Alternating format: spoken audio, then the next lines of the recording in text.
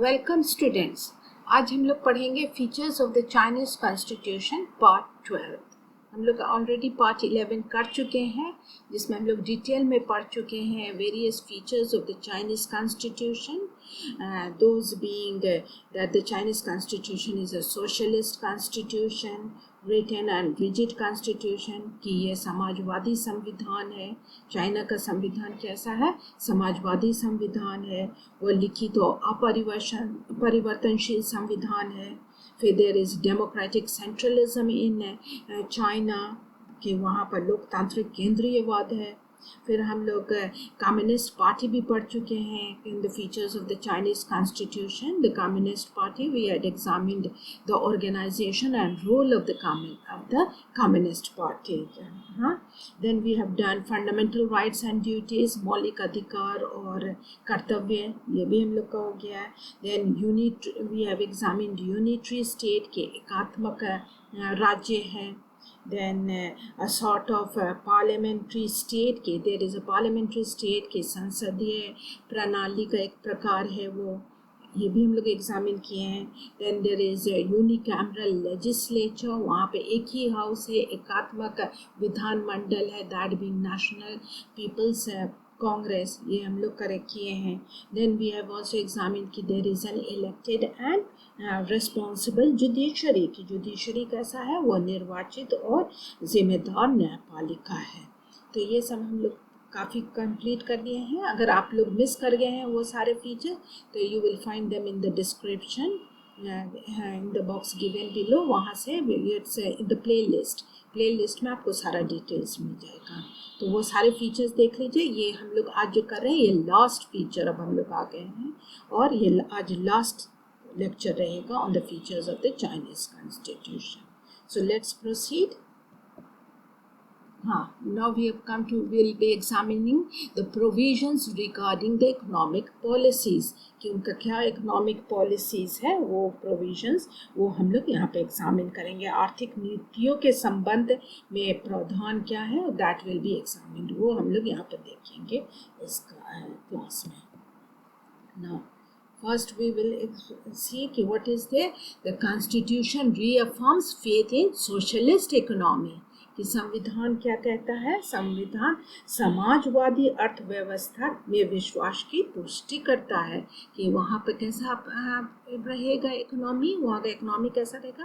तो it will be a socialist economy, that the constitution reaffirms that, have faith in that, कि संविधान अर्थव्यवस्था के बारे में बताता है कि समाजवादी अर्थव्यवस्था में उनका फेथ है, कि उसमें उनका विश्वास है, पूर्ण विश्वास है कि वहाँ पर कैसा व्यवस्था रहेगा अर्थव्यवस्था, तो वो समाजवादी का अर्थव्यवस्था का के बारे में बताता है। Now what is it? It also accepts the private sector working within the socialist system, कि वो कहता है कि ये समाजवादी व्यवस्था के भीतर काम करने वाले निजी क्षेत्र को भी स्वीकार करता है, कि इसके अंदर में निजी क्षेत्र की, ये सोशलिस्ट सिस्टम है, तो सोशलिस्ट सिस्टम में ये नहीं कि एकदम ही पूर्ण रूप से सोशलिस्ट सिस्टम, कि उसमें प्राइवेट सेक्टर भी उसके अंतर्गत काम कर सकते हैं।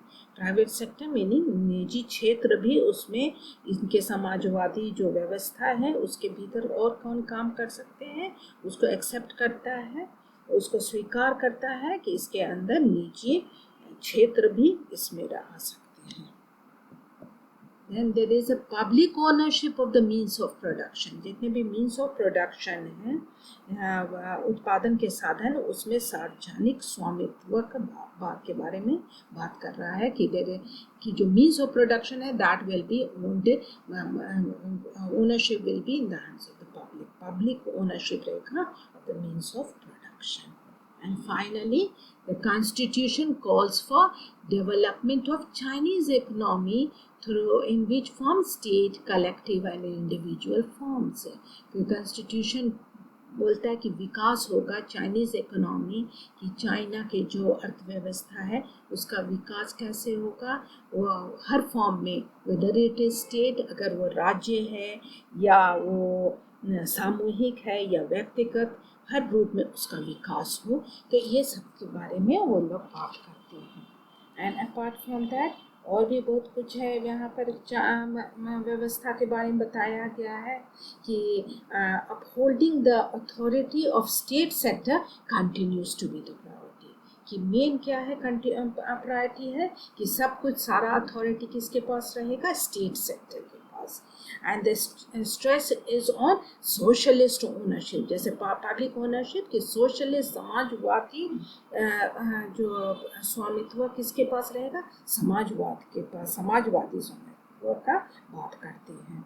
The constitution however allows for coordinated growth of national economy through comprehensive balancing of planned economy with supplementary role played by market supply and demand।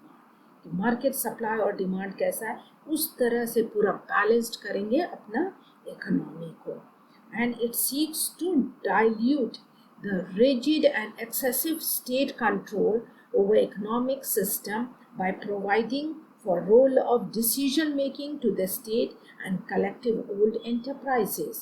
और इनके यहाँ और क्या बात है कि the open door policy involving limited and gradual economic liberalization continues to be official policy. इनका open door policy है जहाँ पर वो थोड़ा लिमिटेड वे में और ग्रेजुअल इकोनॉमिक लिबरलाइजेशन की तरफ भी उनका बात हो रहा है कि वहाँ पे इकोनॉमिक लिबरलाइजेशन भी रहे साथ साथ कि इसका भी इन लोगों ने व्यवस्था किया है कि यह नीतिगत परिवर्तन इनके जो ओपन कि इनका ओपन डोर की नीति अधिकारी नीति बनाई गई है कि आर्थिक उदारीकरण की सीमित और कर्मिक आर्थिक उदारीकरण से युक्त ओपन डोर नीति आधिकारिक नीति बनाई गई है। इस तरह से उन लोगों ने नीति है कि एक ओपन डोर है कि जहाँ पर there is a gradual economic liberalisation that continues to be its official policy. फिर इनके यहाँ है कि these provisions have help Chinese to assimilate some sort of private sector within the socialist system, कि प्राइवेट सेक्टर को भी ये लोग साथ लाना चाहते हैं कि इनके जो समाजवादी व्यवस्था है उसके अंतर्गत ये निजी क्षेत्र को का भी मदद लेने को तैयार है। There is a collaboration with foreign private enterprises have been permitted, कि इवन कोलैबोरेशन की विदेश जो प्राइवेट फॉरेन प्राइवेट एंटरप्राइजेस हैं उसको भी ये अनुमति देते हैं। अब चाइना को इसलिए क्या कहा जाता है, Chinese now stand for market socialism. अब जो उनके यहाँ सोशलिज्म है उसको नाम इन लोग दे दिया हो गया है कि वो मार्केट सोशलिज्म का बात करते हैं। These policies change have been designed to accelerate the production of goods and commodities. और इसी सब जो नीति इन लोगों का ये नया तरह का नीति लाए उसी से इनका किसमें तेज़ी आया, इनके उत्पादन में, इनके माल और वस्तुओं के उत्पादन में काफ़ी तेज़ी आई है, काफ़ी परिवर्तन आया है कि ये जो अपना इकोनॉमी को जो है उसको मार्केट, अपने सोशलिज्म को मार्केट सोशलिज्म की तरह में रूप में ले आए हैं। और यहाँ तक कि 2002 में जो 16th पार्टी कांग्रेस था वो अनाउंस कर दिया था कि even the rich business people वो welcome to apply for party membership, कि जो इतने भी अमीर लोग हैं वो कम्युनिस्ट पार्टी की सदस्यता का आवेदन के लिए स्वागत किया गया था। तो आप देख रहे हैं कि उनमें वो धीरे धीरे वो चेंज भी ला रहे अपने सोशलिज्म में। और फिर वो क्या कहते कि thus China have been slowly but definitely adopted limited and planned privatisation, कि अब वो धीरे धीरे किस तरह से एक निश्चित रूप से सीमित और नियोजित निजीकरण को अपना रहे हैं, कि वो जो है अपना निजीकरण की तरफ मूव कर रहे हैं। तो that is even you can say that is a limited and permitted privatisation, planned privatisation, कि उस तरह से वो प्लान किए हैं अपना प्राइवेटाइजेशन करें, जो निजीकरण लाएं। Now the party, the government and the private business are expected to join hands to secure the goal of rapid development in the 21st century।